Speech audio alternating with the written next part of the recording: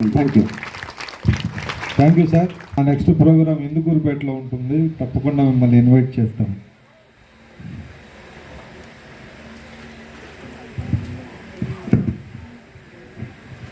ఇప్పుడు ఈ కార్యక్రమాన్ని ఉద్దేశించి మన జిల్లా కోఆపరేటివ్ బ్యాంక్ జనరల్ మేనేజర్ గారు సరిత మేడం గారిని మాట్లాడాల్సిందిగా కోరుతున్నాను.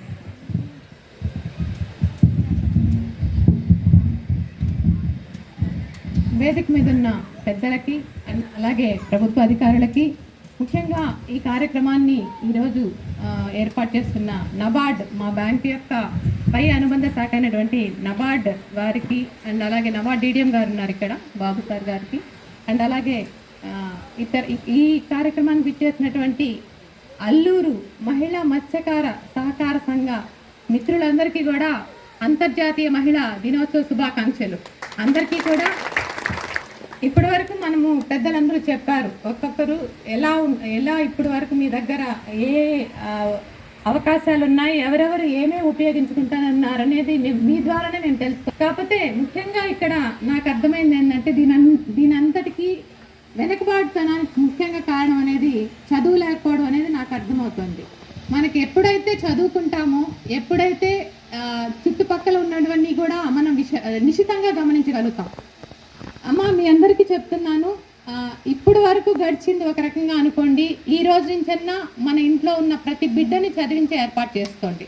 ఎప్పుడైతే మనం చదువుతామో లోక జ్ఞానంతో పాటు మనకున్న అవకాశాలు ఏమున్నాయో మనం తెలుసుకోగలుగుతాం. అండ్ అవకాశాల్లో ఏది మంచో ఏది చెడ్డో కూడా నిర్ధారించుకోగలుగుతాం. అండ్ అలాగే మన జీవన సౌలభ్యాన్ని అండ్ అలాగే ఉన్నత అవకాశాలని, శిఖరాలని కూడా అందుకోగలుగుతాం. సత్యవతమ్మ గారు చెప్పారు ఇంతకుముందు, నేను ఎంతో పోరాటం చేశాను, ఐటీడీఏ ఇక్కడ రావాలనేది నా యొక్క కళ, నువ్వేం చేస్తావంటే నాకు వలలు కావాలి, నేను వేటకు వెళ్తానన్నాను అన్నారు. సో తనకున్న పరిధిలో తను మీ గురించి అంత చక్కగా పై లెవెల్లో ఉన్నతాధికారుల వరకు వెళ్ళి తను ఎంతో పోరాడింది. అంటే తనకున్న, ఇంకా ఆమె కానీ చదువుకో అంటే నాకు తెలిసి తనే ఎస్టాబ్లిష్ చేయగలిగేదేమో ఇక్కడ, అధికారులతో కూడా సంప్రదింపులు లేకుండా అనేది నాకు అర్థమైంది. కాకపోతే మీరందరూ గుర్తించాల్సింది ఏంటంటే, ఇప్పుడే అన్నారు సార్ బషీర్ గారు, ఇక్కడ యానాదుల్లోనే అత్యధిక మరణాల రేటు ఉంది, అండ్ అలాగే అనారోగ్యాల సమస్యలు ఉన్నాయి, అలాగే చిన్నపిల్లల మృతులు కూడా ఎక్కువ ఉన్నాయన్నారు. దీనికి అంతటికీ కారణం ఏంటంటే, ఏం చెప్పండి, మీరే చెప్పాలా, ఏం కారణం? ఏం కారణం? తొందరగా పెళ్లి చేసుకోవడం, అంతేనా? అతి చిన్న వయసులో పెళ్ళిళ్ళు చేసుకోవడం. మీకు తెలియదు ఒకటే అమ్మా, ఒకటి అర్థం చేసుకోండి, ఎందుకు చేసుకోకూడదు అనేది మీ వైపు నుంచి వస్తుంది. ఎందుకు చేసుకోకూడదు అనేది మేము చెప్తాం. ఎందుకంటే ఏ వయసు కన్నా, ఇప్పుడు మనం ఒక చెట్లు వేస్తాం, పళ్ళు కాస్తాయి, చిన్నగా ఉండేటప్పుడు ఆ రుచి వేరే, కొద్దిగా పరిపక్వత చెందిన తర్వాత ఆ రుచి వేరే, పండు మాగిన తర్వాత ఆ రుచి వేరే. సో మనం కూడా ప్రతి ఒక్క స్త్రీ కూడా ఒక చెట్టు లాంటిదే, ఒక పువ్వు లాంటిదే, ఒక పండు లాంటిదే. సో మనం ఏం చేయాలంటే ఆ ఏజ్ వచ్చేంత వరకు పిల్లల్ని ఆపాలి. పెళ్ళిళ్ళు చిన్నతనంలో చేయడం వల్ల వచ్చే ఏంటంటే ఆటోమేటిక్గా అనారోగ్య సమస్యలు వస్తాయి, అబార్షన్స్ అవుతాయి, వాళ్ళు ఆ మెచ్యూరిటీ లేని వయసులో క్యారింగ్ చేస్తారు, వాళ్ళకున్న శక్తి అంతా కోల్పోతారు. ఈ లోపల ఆ పిల్ల పెద్ద అయ్యే లోపల వీళ్ళకు మరణాలు సంభవిస్తాయి. సో ఇవన్నీ లింక్ ఈ చైన్ అంతా కూడా. సో కాబట్టి అది జాగ్రత్తగా, ఎక్కడ లోపం ఉందో దాన్ని మనం అరెస్ట్ చేయాలి. అంటే ఖచ్చితంగా మనం చదువుకోవాలి. చదువుకుంటే కానీ విషయాల అవగాహన కాదు, అవగాహన చేసుకుంటే కానీ సమాజం మన సమాజం వృద్ధి చెందదు. కాబట్టి మహిళలందరూ కూడా చక్కగా చదువుకోండి, అన్ని స్కీమ్స్ అన్నీ కూడా తెలుసుకోండి. అండ్ అలాగే మన బిడ్డల్ని, మన సమాజాన్ని ఉన్నతంగా మనం తీర్చిదిద్దుకునే అవకాశం ఉంది మనకి. ఇప్పుడు అవకాశం లేదనే దానికి లేదు. ఇప్పుడే సార్ వాళ్ళు చెప్పారు కదా, ఎడ్యుకేషన్ ఎలా ఉండాలి, ఉల్లాస కార్యక్రమాలు అందరి దగ్గర బుక్స్ ఉన్నాయని అడిగారు ఎంపీడీఓ గారు. 4-5 ఏమో చేయొచ్చారు, నాకు తెలిసి అందరి దగ్గర ఉండొచ్చు, ఎందుకంటే అందరికీ పంపించారు. అది ఆ బుక్ అని కూడా మీకు తెలియలేదు. అది ఆ బుక్ ఉల్లాస్ బుక్ అంటే చదివే కార్యక్రమాన్ని మేము చేపడుతున్నాం అనేది మీరు తెలుసుకోవాలి. అవగాహన ఉంటేనే మనం ముందుకు వెళ్ళగలుగుతాం. కాబట్టి ఖచ్చితంగా మీరందరూ కూడా తెలుసుకోండి. ఇంకా మనం ఎంతో స్త్రీ అభివృద్ధి చెందిందంటే ఎందుకు స్త్రీల గురించి ఎందుకు ఎక్కువ ఫోకస్ చేస్తున్నారు? స్త్రీగానే అన్ని నేర్చుకోగలిగిందంటే ఆ కుటుంబంలో పిల్లల్ని బాగుపరచుకోగలగద్ది, పిల్లలే రేపటి సమాజం కాబట్టి అది మగ పిల్లలు కావచ్చు, ఆడపిల్లలు కావచ్చు, వాళ్ళు వృద్ధి చెంది వాళ్ళు గొప్పగా అవకాశాలను తెచ్చుకుంటారు. వాళ్ళ ద్వారా కూడా దేశం అభివృద్ధి చెందద్ది, గ్రామంతో పాటు దేశం కూడా అభివృద్ధి చెందద్ది.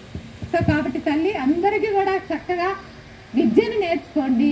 విద్యను నేర్చుకోవడం వల్ల చక్కగా మన ఆరోగ్యంతో పాటు మన కుటుంబ ఆరోగ్యం, మన భర్తల ఆరోగ్యము అండ్ అలాగే మన దేశం ఆరోగ్యం కూడా, మన గ్రామ ఆరోగ్యంతో పాటు దేశం కూడా ఆరోగ్యంగా ఉండాలి. ఈ మధ్య మోడీ గారు ఒకటి చెప్పారు, స్లిమ్ ఇండియా అని ఒక ప్రకటన ఇచ్చారు. సో ఎందుకంటే మనం తీసుకుంటున్న ఫుడ్ ద్వారా కూడా మనము అన్హెల్దీ ఇష్యూస్ వస్తున్న, ఊబకాయం పెరిగిపోతుందని స్లిమ్ ఇండియా నినాదం ఇచ్చారు.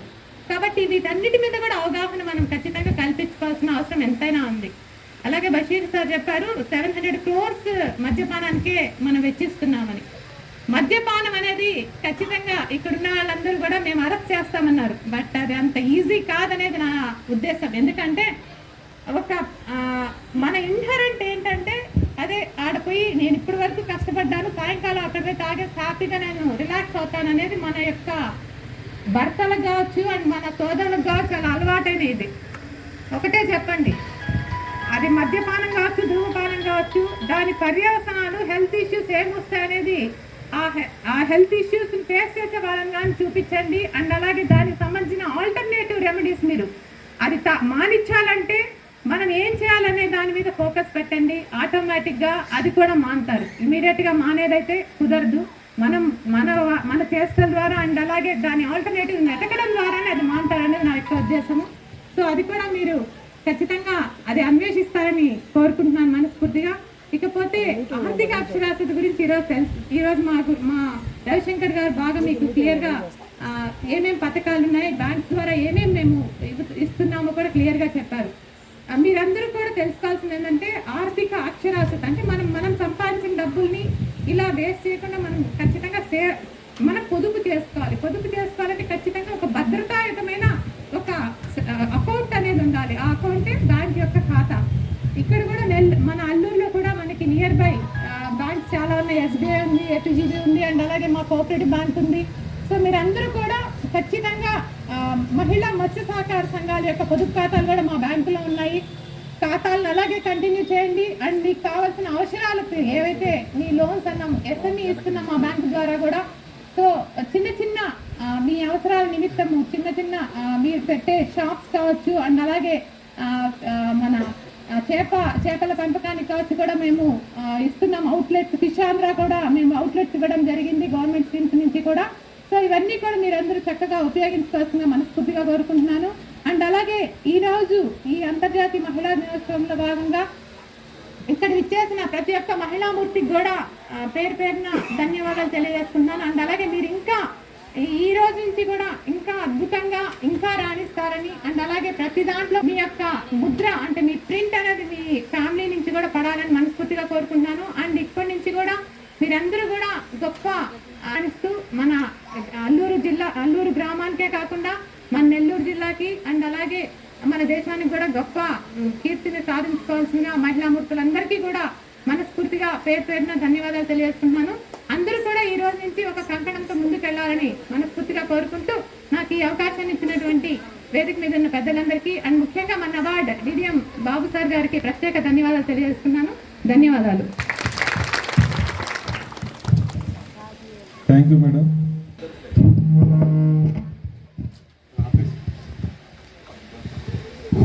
Hello thank you madam. కొంచెం తగ్గించు. నిజంగా మేడం చెప్పినట్టు